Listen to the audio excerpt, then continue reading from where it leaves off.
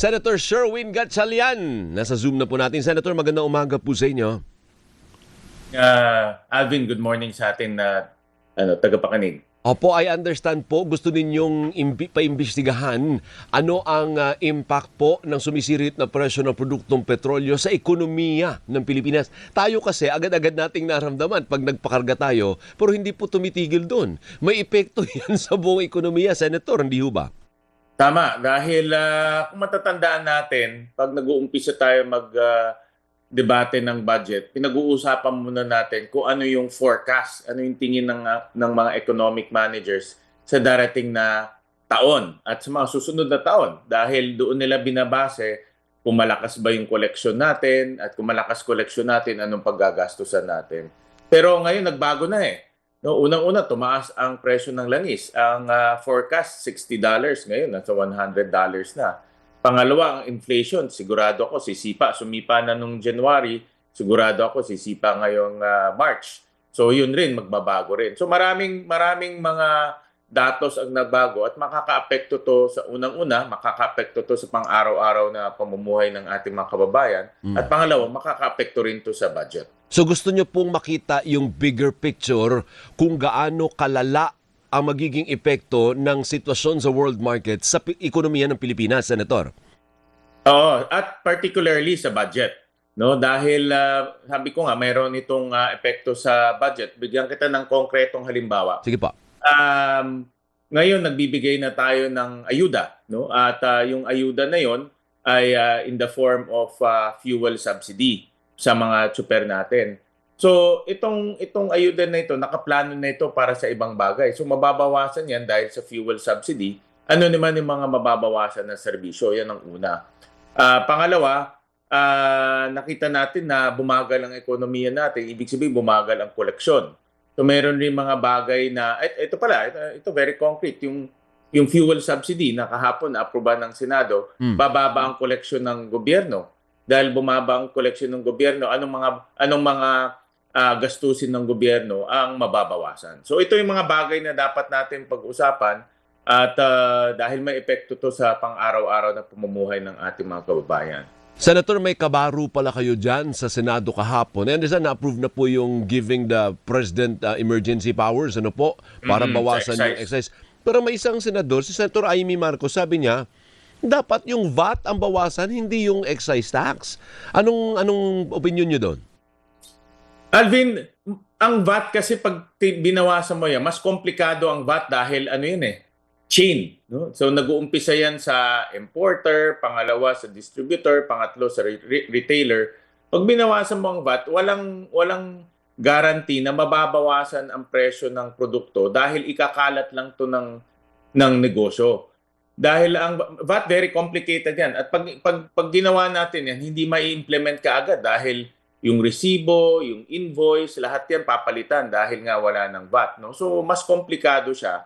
At wala ring guarantee na mababawasan yung presyo ng produkto dahil nga ikakalat lang to ng negosyo. So, mas malaki ba ang mawawala sa gobyerno kung tatanggalin yung VAT versus tatanggalin yung excise tax? Actually, halos pareho lang. No? Ang excise tax more or less mga 100 depende yan sa ekonomiya but mga around 190 billion yan. Ang VAT mga around 170 to 180 billion din. So halos pantay. Malaki rin ang pagtatanggalin kung tatanggalin ng VAT, halos malaki rin ang mawawala sa gobyerno. Okay. So ano ba ang pwedeng gawin ng gobyerno, Senator, para tayo namang nasa gitna? Ewan ko kung itinuturing mo yung sarili mo sa gitna, kasi kami, nasa gitna lang kami, hindi naman kami nasa laylayan, pero hindi naman kami mayaman. I don't know with you, paano matutulungan ang mga taong nasa gitna na syempre maghihikahos din? Dahil sa pool sila sa pagtaas ng presyo ng petrolyo at bilihin. Alvin, pag tinanggal ang excise tax, mas malaking makikinabang dyan yung gitna hanggang pataas. Dahil yung mga gitna pababa, wala naman sasakyan sila eh. Hindi naman yan nagmamaneho papunta sa office, hindi naman sila, wala naman silang sasakyan. Yung gitna pataas, may isa, dalawa, tatlo, pati anak, may sasakyan rin. So lahat yung makikinabang ng excise tax. Kung tinanggal ang excise tax, lahat na may sasakyan, kahit na ikaw ay mahirap, middle class, mayaman, makikinabang ka dyan sa pagtanggal ng excise tax. Pero hindi pa po kaagad-agad mararamdaman yan. Sabi ko nga, pag naaprubahan po yan, halimbawa lang March, ano bang petsa ngayon? Dulo ng March buwan. 18. Yung parating pa lang po na supply, ang mapapakinabangan yan. Malamang baka Mayo pa po natin mapapakinabangan yan, Senator? May delay dahil nga uubusin muna yung mga existing stocks. Pero ang mangyayari dyan, in the meantime, magbibigay muna ng pantawid pasada. Ito talagang ikakalat muna yung pantawid pasada. At pagpasok na ng bagong stocks, doon na mararamdaman to. Pero at least mararamdaman pa rin natin dahil bababa na malaki naman yung presyo ng langis. Dahil nga dito sa excise tax. Pero pag dumating yan, tapos na yung krisis. O hindi kumbaga late na yung ayuda. Meron kasing sa mga ganitong sitwasyon, Alvin, dapat marami kang solusyon. Hindi pwede excise tax lang, hindi pwedeng pangtanggal lang ng buwis. Dapat marami kang solusyon dahil very complicated tong problema nito eh. Una-una, hindi natin kasalanan to. Hindi kasalanan ni President Marcos tong nangyari. Tama naman. Nasa abroad to. Hindi natin kontrolado to. Wala nga tayong ginagawa. Tinamaan tayo.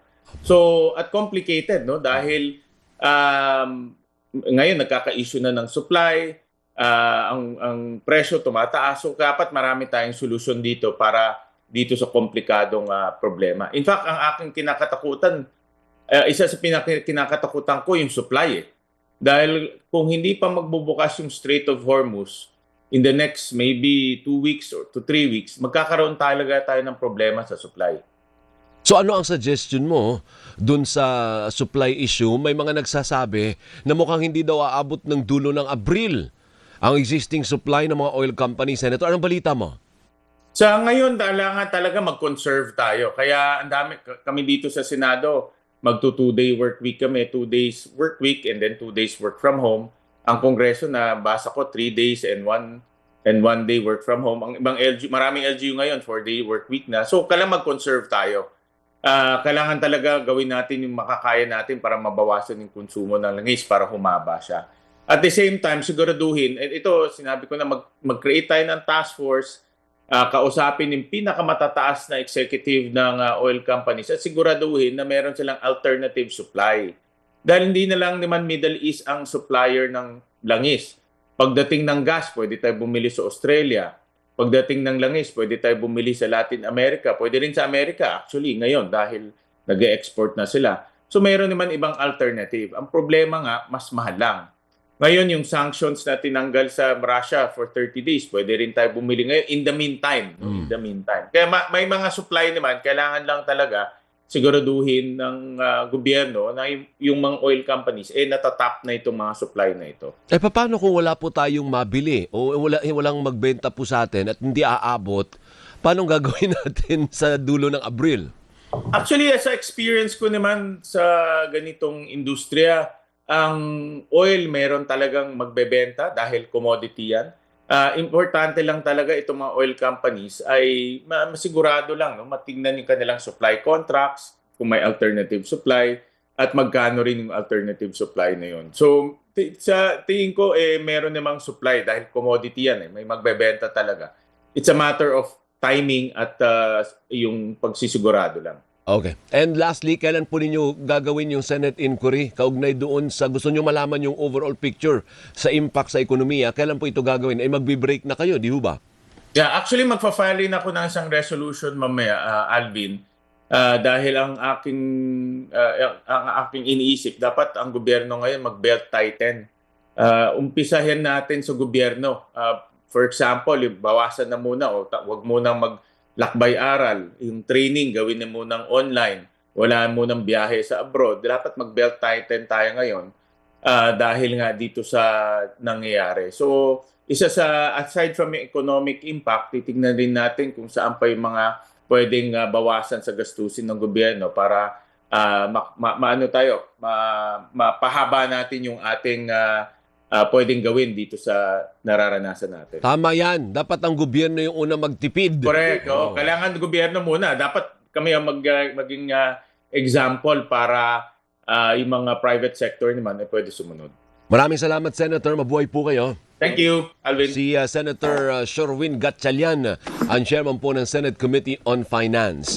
Kaya ikaw, Bigonya, magtipid ka. Ha?